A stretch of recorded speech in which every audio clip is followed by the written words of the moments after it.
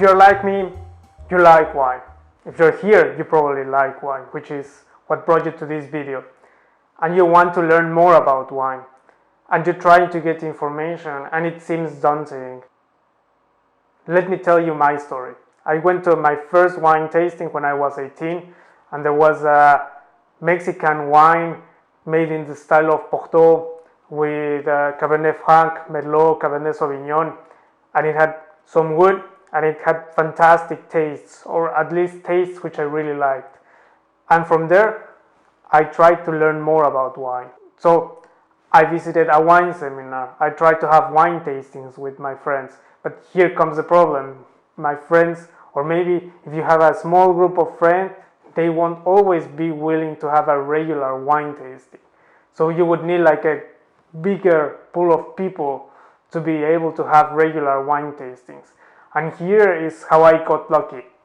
As part of a social network, I had the opportunity of organizing wine tastings regularly during 4 years. During the organization of these wine tastings, I had the opportunity to meet different vendors, different vintners, organize different events, and taste many wines from many different regions. And by tasting those wines, by talking to the vendors, by going to different events, looking to enhance my own events, this is how I gained the wine knowledge. It might seem daunting at the beginning, and here's why. Let's talk about the whole process. Let's start with the grapes. You have the vine, and already you have a lot of choice. Jancis Robinson lists over 1300 types of grapes which are used for commercial wine production. Soil also has an influence on the wine, so if it's chalk or clay, granite, slate, maybe it's also a mixture, chalky clay. Also, the amount of sun the vine gets during the growth period. A south-facing slope will produce a different wine from a north-facing slope. There's also the wine region. So different regions produce different wines because of the microclimate surrounding it. And not only do you have, let's say, Bordeaux and Burgundy, to name the most known ones, you have very specific microdenominations. These microdenominations exist because also the biome, so the bacteria that are in the soil where the vine is growing, has an effect on the end product. Then you have the picking. Do you do hand picking or do you have machine picking? Hand picking handles the grapes differently, so it will have an effect on the end result. Then we have the grapes, we press them, and it's also important to know whether you press them with your feet on a granite vat, or maybe you use the more industrialized bladder which press the grapes. This will also have some impact in the aggressivity of the tannins. Then you have the juice, and we go into the fermentation. And do you ferment in a steel vat? Do you have a concrete vat? Do you have a wooden vat? Do you use wild yeast? Do you use the industrial yeast? Each of the materials for the vats during fermentation and each of the types of yeasts will have some impact on the end product. During fermentation, you can also have skin contact or no skin contact. So skin contact will be traditional for reds, and no skin contact for whites, some skin contact for rosé.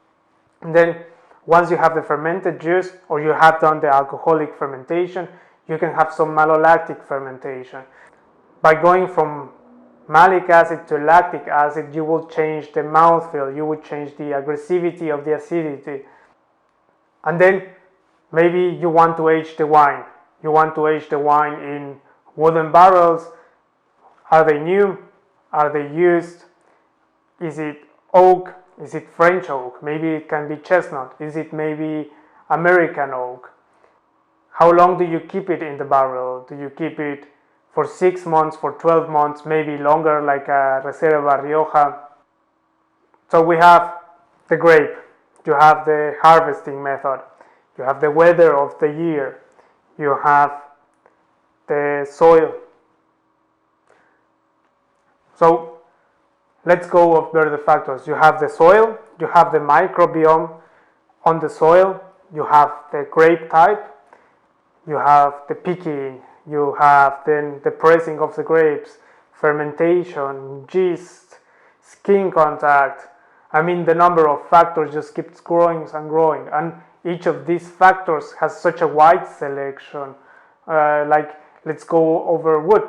Wood or no wood, maybe American oak, maybe European oak, maybe chestnut. It's already 5, multiplied by the number of grapes and whether it's wild yeast or industrial yeast. I mean, the number of possibilities is daunting. This shouldn't discourage you from learning about wine. This should encourage you, because you can keep learning about wine your entire life.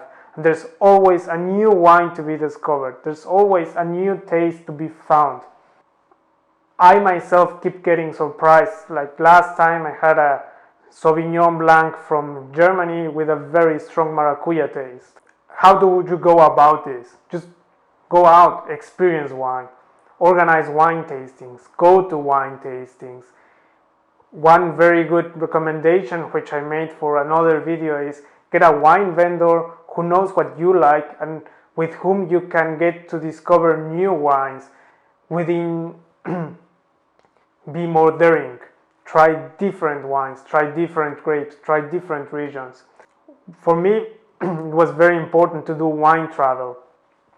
The association between the taste and the soil, the type of soil, was never completely set in my mind until I went out. I looked at the soil, the chalky clay, or maybe the granite, or maybe looked at the slate in the Piodao region, and then had a wine from this region.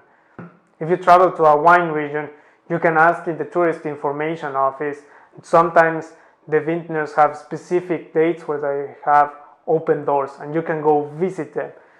There, talk to the vintner, try different things, challenge yourself. You can organize your own wine tastings, or if you live in Germany, maybe you can join us for a wine tasting. Also, sometimes wine vendors will have some open bottles you can taste.